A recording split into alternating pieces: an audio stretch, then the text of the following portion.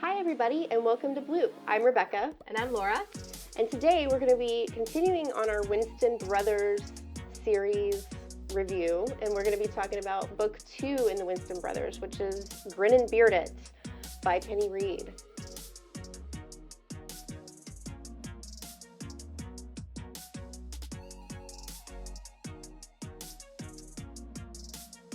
What you might know us best for here at Bloop is our content rating system that we developed as a way to give information to readers without spoiling the book for them, which I have seen a lot of readers have a gripe about trigger warnings doing just that, spoiling for them. Mm-hmm.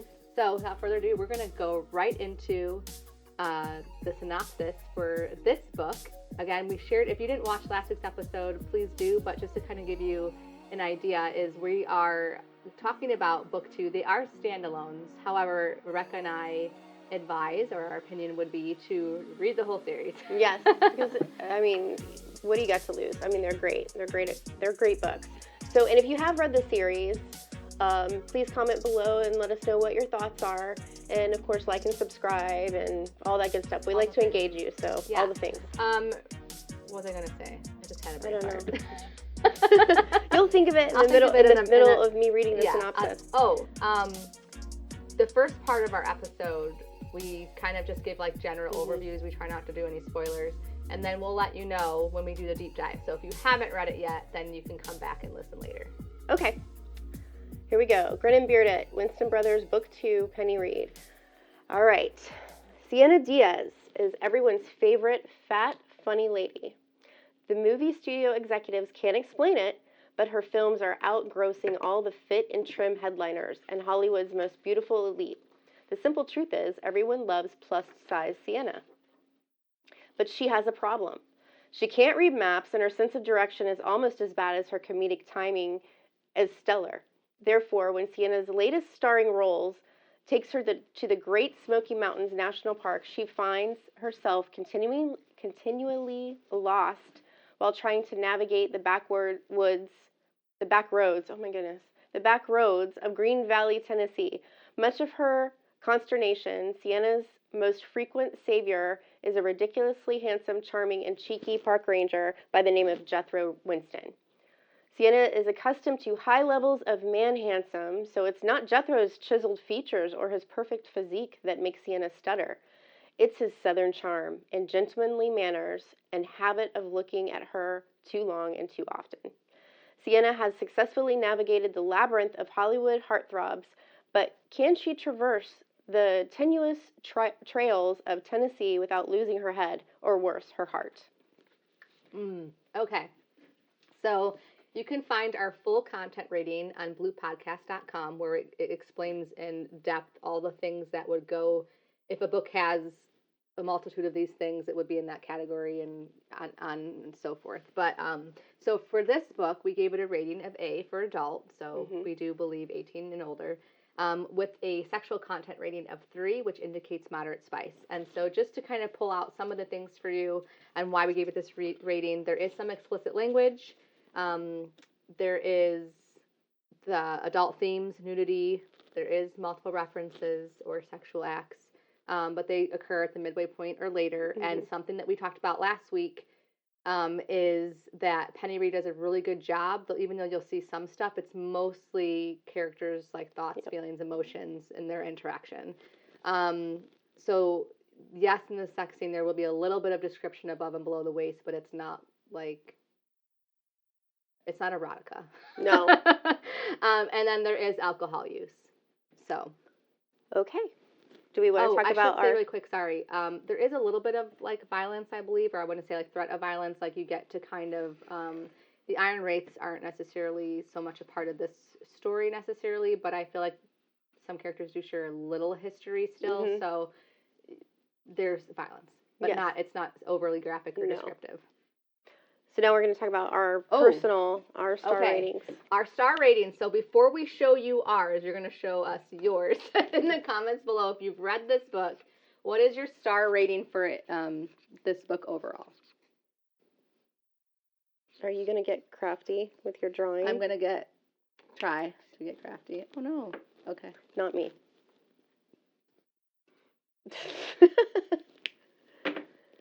right, did you write yours below? Okay, ready? 1, 2, 3, go. Are we in agreement? 4. Cheers. Yes, cheers. Yes. 4 stars from both of us. Yep, for both of Okay. us. So Last week's was a 5. last week's was a 5. I think Rebecca and I are in agreement that even though it's a really good book out of the series, this was our least favorite. This was the least favorite, yeah. And it's not because of anything in particular, really. I mean, I just think like if I were to say why, the more I talk about this book, it would sound like I don't really know why. So I think what it comes down to is being able to relate to a character. I can't relate to a movie star. Right. I think that was it for me too. I think it was just that. Even though Penny does a really good job of portraying Sienna, the main character, and like I still have sympathy for her. I still like connect with her like in that level in terms of like she's not annoying to me. She's not No, she wasn't all annoying. of that, but I can't personally connect And with being famous. for me, right, for me, that trope, if famous people are a trope, if you're making a famous character famous, it's not really my cup of tea, like famous talking, but I'm not saying that it wasn't done well. It really was. Like I was able again to relate to her. She was able to make her, even though she's famous, to make her still feel like a real person. You get to know her real personality. She wasn't a snob, that kind of stuff. Yeah. So I still have sympathy and empathy for her, but at the same token, it's like I've never experienced that. And at the same time, you know, what Penny does bring up, it kind of made me think about the problems of being famous, like some of the things that famous people do go through. Like, so there's a lot of authors I think who feel this way. Like I know I've said I really miss. I'm an indie author. I miss where authors were more of like an enigma. Like we're just behind our little you're behind the you don't want it.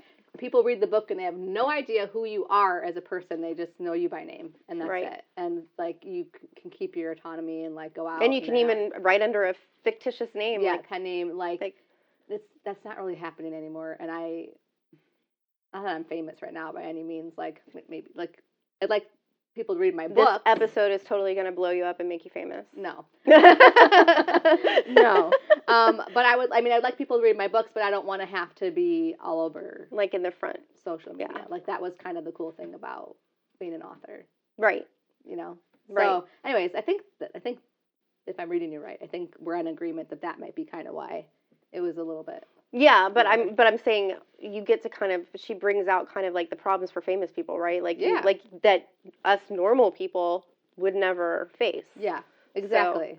So. Okay, so what do we like about this book, generally speaking, so we don't ruin any spoilers? Again, you have a good dual POV, and the narrators still do a really good job. Again, the male narrator in book 1 is, if you're listening to audiobook, will be book 2. Again, I still recommend the audiobooks if you're doing this series because they're so good. Because Chris Brinkley is still doing the narration for Jethro. He does it throughout the whole series. Yep, and he's fabulous. Fabulous.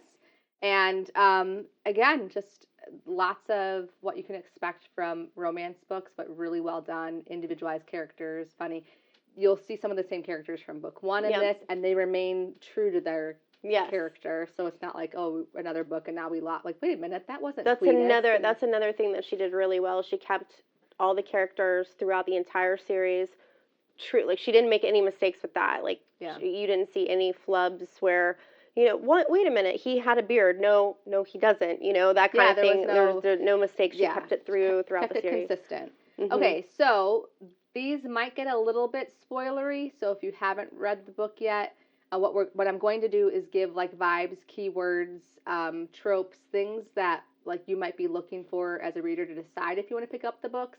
But some people don't like that because they feel like, again, just like trigger warnings, it could be a little spoilery. So I'm going to leave it up to you if you want to come back to this. But we're going to, Rebecca and I are going to share like the keywords or vibes or tropes that we think would help you to figure out like if you wanted to read this series or not. All right. Your list is longer than mine. You go first. No, because your list is longer. Well, you go first so I don't say it again. Okay. All right. So, of course, I have hilarious, witty banter because the entire series is hilarious. Lots of witty banter, lots of great conversations. Southern charm. hot, rugged guys with beards. I kept that from the last one. I mean, I do have reformed bad guy. Ooh, yeah. Flirting. Like, there's so much flirting in this book. Yes, he holds a master's in flirting. Yeah. Yes. Slow burn, and I wrote comedy because it's hilarious. Okay. I'm going to add park ranger. No, park ranger. Yeah. Age gap. He falls first. Again, we'll talk about like baggage from childhood or having a very toxic dad. The courting aspect again. So you have another example of a male main character who respects the nature of like being with one person and waiting for that person. Like just kind of respects a relationship in that sense. He's not gonna like. He's not doing everybody. He's not a player. Yeah, there we go. He's trying to. That's way better to say than what I just said. he's trying. I mean, he knows what he wants, but he wants to take his time. Yeah. So the whole idea of courting somebody with the intention to marry.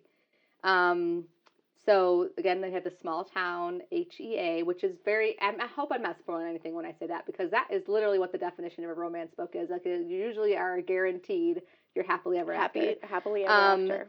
So slow burn, the main character female, she's confident and funny, and I like that she represents, like, we have a Latina character who's also curvy, so there's that representation in the book. And then I really liked honest, respectful conversations, positive examples of relationships. So well done again, Penny, for all those things. Yes, and again, her characters are incredibly unique and nuanced. And everything that happens to them, it feels very authentic and real. It doesn't feel... Yeah, you're not getting the same character every story. No. They're very unique. Yeah. But we're going to start our deep dive, right? So, again, spoilers. If you haven't read the book, we'll see you later. Again, comment below if you'll be back to join us. So let us know if you're going to plan on reading this, or where on your TBR you're putting this series or book. Okay. All right, characters. Let's talk about... I wanted to say, which I didn't say last week, was that Penny Reid's characters, they just make sense, right? All of their choices, their reasonings are always, like, justified. Like, you're not pulling your hair out and cringing at poor plot points, or, like, plot points that you know were just thrown in there because the author couldn't think of another way to move the plot along. Right. Like, it is seamless. Right. I just love her. I just love that. I love her. That's the awesome sauce. I guess they talk about sauce. When they talk about Penny Reid. Do we want to talk about Let's talk about Jethro first. Jethro first? Yeah. Okay. So can we show them as a couple? Jethro and her love story. Do we have it? Way far. There we go. Here. Yeah. So this is Jethro and Sienna's love story. Yes. She of course is a movie star. Are we going with Sienna first? I don't know what to do now, because that's what I was gonna do. Let's talk about. Then talk about Sienna first. Go ahead. Yeah. So when you first meet Sienna in this story, she has to go to Green Valley to film a movie, and she is lost in backroads Appalachia, and she is trying to navigate with her GPS. Appalachia? Well, yeah. Well, it's Green Valley, but it's... I know, but do I say Appalachia or not Appalachia? Well, if you want to be Southern, you say Appalachia. I mean, I don't know why I'm having a problem remembering this. We're in the South, Laura. You say Appalachia. Appalachia? Yeah. I mean, I'm from Chicago, and my A's are pretty intense, so, okay. It's a different A. Okay. Okay. But anyway, so she's lost. I'm going to go back for a second. She's lost. Her GPS is going crazy. And she has an irrational conversation with her GPS, which I just loved. So she's... right off the bat, you're right off the who bat, Sienna is. You love it, because irrational anger bubbled to the surface, and all I could think about was murdering the map. I would show the map who was boss. I was boss. Stupid map, making me do cardio. I'll kill you. Yeah. Loved it. She does not do cardio. She still stays healthy. She likes to do yoga, but no cardio. So she's lost. They're meet cute. And Jethro, the park ranger, pulls over because she's on the side of the road, and he's going to now help her navigate and get to here her. he comes across this incredibly famous woman. And he has no idea. He has no idea who she is. Who she is. And he's just like, that's just a fine woman. Yeah. And he's a park ranger. He's pulling over to help her. He's like, and she's like sweating anger, like crying. And he's like, she's just the most beautiful woman I've ever seen. And she realizes he doesn't know who she is. Right. And so she gives him a fake name. Sarah. Yeah. Was it fake or was that her sister's name or like her assistant? Something I don't know. I think it was she just employed all her family. So it was a great meet cute, and that was fun. That was funny. So who is Sienna though? She's in her early 20s. This is important because this is an age gap romance. Early 20s. It says she has caramel hair, amazing dimples, curvy. She's a comedic actress and a writer. So she kind of fell into being an actress. But what she really wants to be is a writer. Right. She doesn't want to be in front of everybody like that. I still appreciate, this is what I appreciated, even though I couldn't understand what being famous would be like. You did say like that we do get to see the struggles of being famous. I appreciate how much she loves her parents and still is like very solid in connection with her family. There is a part I didn't necessarily love, and I think this kind of also helped knock down the star rating a little bit. I'm wondering if you picked up on this, okay? I didn't love necessarily her conversation with her mom about sex. It's not that it's cool that they can be open with each other, but what I kind of felt like in that conversation was knocking on Jethro a little bit for wanting to wait. Yeah. And she's like, I got needs, and da-da-da. And the mom's like, yeah, you go get your needs, so to speak, like get your needs met, whatever. And I'm thinking, but Jethro wants to wait. Like, you have no... Yeah, I think it was just the difference in their lifestyle, maybe, is what it was coming across. Like, Jethro is, It almost felt like there was a little pressure on him. Like, you would show me you love me through if you loved me, you would, like, meet my need here. And I'm like, if it was reversed, if a man was doing that to a woman, we've already decided as a society that's not okay. Right. So I was kind of like, even though it wasn't like a hard pressure, but she was still like whiny or mopey about it. And I was like... And I think that's also how she was used to getting shown love, was the physical. I guess. But then then it was like, well, we can do other things. We could go to the very edge of it and then we'll just control ourselves. And it's like... And he was like, nah. I don't want to tempt myself like that, because who is like... I don't know if I can say it. It's kind of like... Forgive me, people, but it's kind of like a guy just being like, "I'll just be the tip." Yeah. Just the tip. And then we'll stop. You know? It's like, you can't really do that. It's already done. You might as well now just it's continue. Like, yeah, and it's like, but no, and it's like, it would be extremely difficult to deny yourself in that moment. So anyways, so that I didn't buy. But I did love that she is completely geographically challenged. And I am too. That was the perfect meet cute, as we just discussed. And how amazing for her to meet somebody who doesn't know who she is. So that was like double. It was like the best thing for her. She loved that. Yeah, because I can imagine if you're super famous, wealthy, attractive, like... People are instantly going to try to take advantage of you just because you are who you are. Really, how do you know if it's really authentic, right, or if they're just out to get those things from you? So... She has like a no-nonsense personality, like getting straight to the heart of the matter. And she'll do it like in a comedic way sometimes, but she's Latina too. And that's that was very represented, that we're just like, I'm Latina too. That we're just like, no, or we'll just like, come again, excuse me, let's discuss this, and we'll get all like, whatnot. So, and I think Jethro would have stayed away if it wasn't for her getting straight to the heart of the matter. Well, with Cletus's help too. Help. Okay. Do we want to talk about this quote real quick? Sure. I loved this quote from Sienna. Being Sienna Diaz movie star was easy, tiring but easy. It was a role, a mask I could slip on at will. Being myself wasn't usually as easy. Jethro had made it easy for me, which was one of the reasons I loved being around him. So she felt like she could be herself around Jethro. Yeah, and I think this quote says it too. So Jethro had been the disappointment, so that's how Jethro felt, like he was the disappointment growing up. He let his family down a lot. You find more back history with him and the iron rapes and all that stuff. I'd been the clown, so she's carrying her own baggage, like Right. never taken seriously. That's how she felt she was. Individually, we had become more, but together and with each other, we didn't need to be our labels. We were just free. We were free to just be ourselves. So that's like an important theme that comes out there. Like Yes. you might have been labeled something as a kid, and it's like, you know what? I'm like, that was 15, 20 years ago. People have the ability to change and grow. Yes. And so you kind of see them like stuck with fighting these labels that they felt like they were labeled: the clown, the disappointment.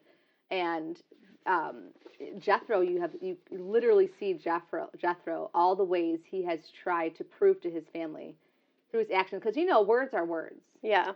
But actions speak louder than words. Speak louder. And so he was really proving to his family through his actions that this is who I am now.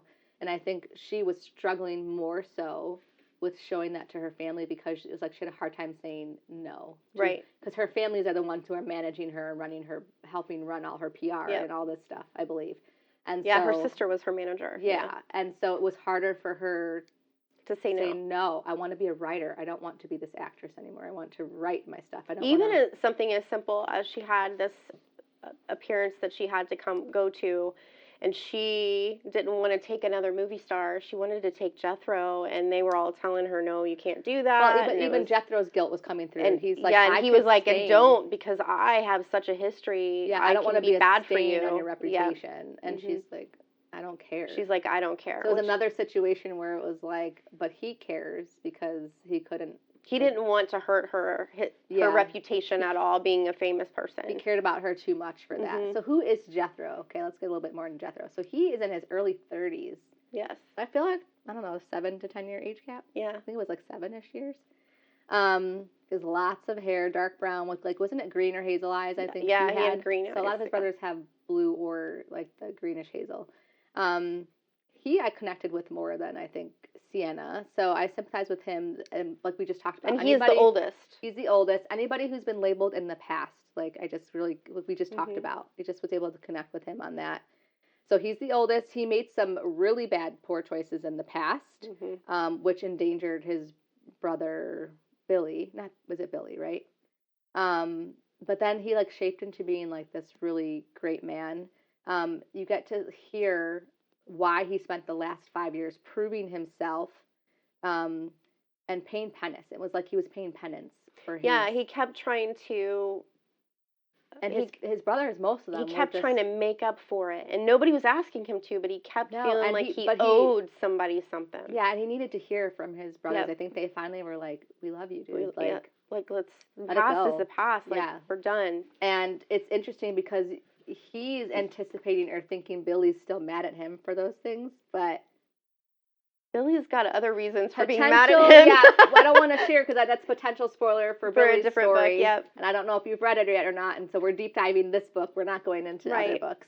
But no, they did talk about it in this book. They talked about it in this book, yeah. So basically, Billy is under the assumption that Jethro's been with this character, Claire, who is Jessica James's friend, but Jethro was best friends with Claire's husband Ben, deceased. And he died. And Ben's death is what prompted Jethro to like change who he was, and so he kind of filled the role for Ben by making sure Claire was taken care of, non-romantically, right? Just like he would go every week, make sure if her house needed any work, and spend time with her, and she would make him dinner as a thank you for him doing like. She had dinner every Sunday. They had dinner together every Sunday. He cut her lawn. He would build her a deck, like anything that needed fixing. But Billy was under the assumption that they were an item more than that. So this whole time, and so when he starts dating Sienna, Billy's like. You're angry. What do you mean? How could you hurt Claire? But he's like, because he wasn't nice to Sienna either at first, because and then so you find out in this book that Billy has a little thing for Claire. I wouldn't know how little, but I mean he wants Claire. He wants Claire for himself. Yeah, and so I really liked to know Jethro's character. There comes like a scene, right? The scene where all these reporters find out who Jethro is. Oh, that was a good scene. And he gets home and Cletus is pissed that all these people are all over his yard, and that he's just like, this is so rude, like, and Jethro's like, well, we knew it was gonna. Anyways, and so I love when Jethro was like, Cletus, get these fine people some lemonade. He's like, you already probably know all the bad stuff about me, so let's just sit down and talk about it. So he invites them onto the front porch, a very southern thing. Let's have some lemonade or tea. Let's talk things over. And at first they were trying to bring up, and he like shut them down. He's like, I will press defamation charges on you, so let's move on from this part. Yes. You know, it's like very like southern. We're trying to talk in our best southern drawl right now. And so, and then of course, I really appreciated him wanting to honor the relationship and be like, I'm not dating you to date. Like, if we're gonna date, we're doing this. We're dating with the expectation that we both want forever. Right. I love that because, you know, I've often thought, like, if you're dating somebody, the ultimate goal should be marriage. Otherwise, why are you Otherwise, committing? what are you doing? Yeah. Like, what? Why are you building a life with that person? Why are you wasting your time? If you don't, or their time. If you don't see yourself married to them, then break up. Like, it's... Yeah. I've always thought that, though. I did, too. So. And I know marriage isn't forever, I guess. It's not for everybody, but... Like it's not for everybody. It's also unfair to not state your intentions, you know, like, say... But even if they do, I feel like the way we're designed is... Yep. To not be just in short situationships, which is like a thing now. So that's a cool word, situationship. We're in a situationship, so it's like basically I can a little bit commit to you, but I'm also gonna like hold out for what's better. Like what partner wants to like hear that? Nobody wants to hear that there potentially could be something better. What partner wants to invest time with you if you're ready to leave at any second? Right. I mean, if you're really young now, maybe you don't get it, but for people like me who've like been married 17 years. I've been married 20. Life has so many ups and downs. It is so genuinely nice to have somebody you can count on to like be with you in those moments because being alone is not fun. It's isolating. And yeah, that's a whole nother show, thing, folks. But anyways, that's a whole nother show. Hold please, I gotta get off my box now. 1 second. Okay. Do we want to talk about these quotes? I want to talk about the quote because I just said he is a family man through and through. So hold on, before we go into this as a couple, I want to go to like Jethro's quote. Which one? Are you talking about the one with the brothers? The family man one. Oh, where like his biggest. This one. Okay. If I have wild success, and I hope I do, it'll be as a husband and a father, a brother and an uncle. I would want forever with you. So that is what success means to Jethro. Because what Sienna, we can go back to this one. What Sienna's struggle with in finding men to date as a famous person, right, was I'm competition to them. Right. She deals with a lot more movie stars, people who have bigger egos, need to be center of attention. And they always have to be coddled. And she felt like she was also competing with them instead of just being at herself with them. Because they're competing with her this whole time. Like, well, she's more famous than me. She's got more money than me. I can't handle this. He doesn't care. He has money, which you wouldn't know. But he has a couple $1 million. Yeah, that was like, his mom is wealthy. Her parents were wealthy and generational wealth. And it didn't, like, faze him. Even if he didn't have money, I don't think it would faze him. Because success to him was what that quote was. Was being a family man. If I'm a good dad, if I'm a good husband, a good dad, a good brother, a good uncle, I'm happy. Yep. I got my family. I got everything I need. And that was really refreshing to see that. Yeah, exactly. Anyways, that's Jethro, y'all, because, you know, he's a good man. He is. And then we see Cletus again in this book, and you'll also see more Billy. So, again, you see all the brothers, but the main brothers you'll get more time with in this book, again, are Cletus and Billy. Do we want to talk about this quote? Talk about it, girl. Okay. So he says this. You're a movie star, a celebrity with millions of fans. Well... Yeah, and she says, and you're a wildlife ranger who traps giant, dangerous black bears for a living and acts like it's no big deal. Tell me that doesn't sound like a heaping helping of crazy with bizarre gravy and a slice of mashed loco for Cocoa Puffs. It's great. So you got Jethro, who's like a very even keel guy, and then she's just, you know how opposites attract. Yeah, exactly. And he had said, you know, his thing was to be a family man, and he was despondent and was kind of conflicted with dating her because he just says, my despondency was born from already feeling invested in a girl who had a history of not investing. Like, she couldn't ever invest in a relationship. She was famous and always dating a famous person. Well, she tried, yeah, and they were just very surface, not deep. Everything people. was about how they looked, Mm-hmm. or just appearances, and it wasn't very in depth. This quote. Go ahead.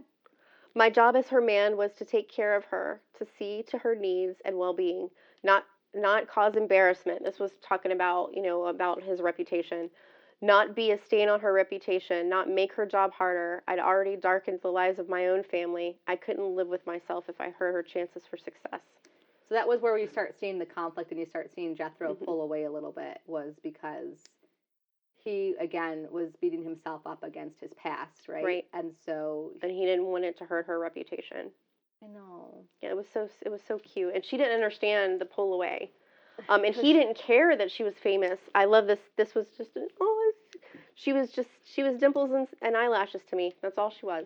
So it was just Yeah, her cuteness and her funniness, and because obviously she's more than just that. I loved Cletus, like how much Cletus and Sienna gelled. Oh yeah, together. they like they were instant buddies. And it's just because Cletus is super quirky. So Cletus, again, you saw in book 1, his whole jokes about the sausage and like it comes out again in this book upsetting his brothers and all of that. And Jessica's a little gun shy about it, but Sienna comes right back at him. Her own quirkiness, and all the brothers were like, when she came back at him, came right back at him with her own jokes that like fit right in. And from that moment, they were like buddies. In love with her. Yeah, they were buddies. And you'll also see more Claire. So you see Claire a little bit in book 1 and Claire again in this book. And I thought that was a fun thing too, because she was at first fangirling, like nervous to meet Sienna and fangirling. And here is Sienna nervous to meet Claire because this is Jethro's. This is the other woman, kind of. Yeah, this is Jethro's like best friend's wife, and then they built this relationship. Like they've connected because of the loss of Ben, and. Not romantic at all. Romantic, but Sienna still feels like she needs Claire's approval in order to keep Jethro, so to speak. So I just liked how Sienna was nervous, and then Claire was nervous too. Claire's fangirling, and Sienna's trying to impress. So it's just so funny to see that, because Sienna is supposed to be this movie star that everybody. Mm-hmm. So to see how humble she was a good conversations in this book, you guys, and in book 1, were just fantastic. I mean, the conversations were just amazing. Yeah. The dialogue. Exactly. What was I going to say here? Okay. Do you have any themes or messages that you think? I mean, we talked about one, which is like not letting your past continue to define you. But was there anything else that you saw? Like any sort of messages that you saw? Just being your authentic self. Again, not trying to constantly pay for the past. We talked about that a little bit. Yeah. Don't judge a book by its cover kind of stuff. Yeah. And again, you don't have like the third act breakup. You have another situation where Jethro is walking away thinking he's doing the best thing for her. Not walking away, but pulling away from her a little bit more. Keeping his distance in terms of like romance or any of that stuff, just being friendly because, again, he just feels like he's going to be a stain in her reputation. But they communicate through it, they talk through it, and she's basically like, I have a choice in this. Like, you don't get to decide for me what I'm okay with. So I really liked that. That was great. All right, I don't have anything else. Yeah, the only thing I had was this quote, which I don't know what happened to my quote. It's okay. But, anyways, I thought it was really cool because another author that I love. Oh, Amy Harmon. Yeah. Amy Harmon quote. Another author that I love is Amy Harmon. And Amy Harmon and Penny Reid, they review a lot of each other's books. Which we will be doing an Amy Harmon book soon. The First Girl Child. So be on the lookout for that. But they review a lot of each other's books on Goodreads and stuff like that. Well, I think it was chapter 25 in this book opens with this quote, and it was a quote from Amy Harmon's Making Faces, which is a fantastic book. If you've never read it, read it. We have faith that there is purpose. We hope for things. Faith. I mean, that's the definition of faith. Yeah.